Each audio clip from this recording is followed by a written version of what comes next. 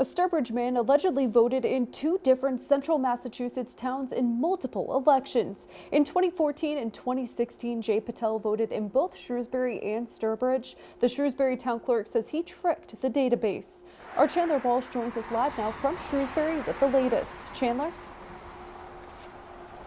Brittany, the discovery began last year. Patel pulled nomination papers for the Board of Selectmen in Sturbridge, and when the town clerk took a look at his voting records, they saw something interesting. Public voting records show a local businessman voted twice in multiple elections.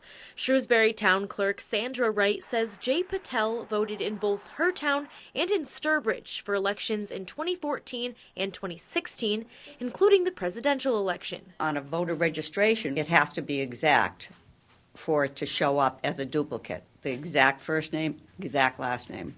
Mr. Patel was registered in Shrewsbury as J.S. Patel, and in Sturbridge, he was registered as Jayesh Kumar. Wright says the state database will reject a voter registering a second time, but because two different names were used, the system didn't catch it.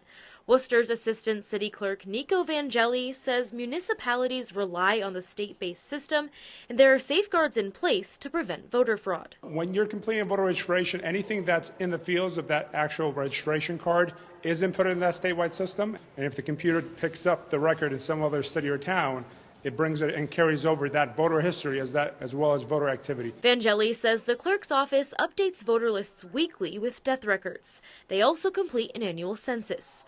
When it comes time for elections, he says it's important to make sure lists are correct. A lot of folks wait until election day to kind of inquire about their voter records, and some of them, do find that they're registered in previous cities or towns, but now they currently live in the city of Worcester. So I encourage all residents to check their voter status. In Shrewsbury, Wright says registration mistakes can happen, but she's never seen something like this. I think he knew exactly what he's doing. If it was a one-time thing that happened, but he's a businessman, he's not that old, and he did it 4 times.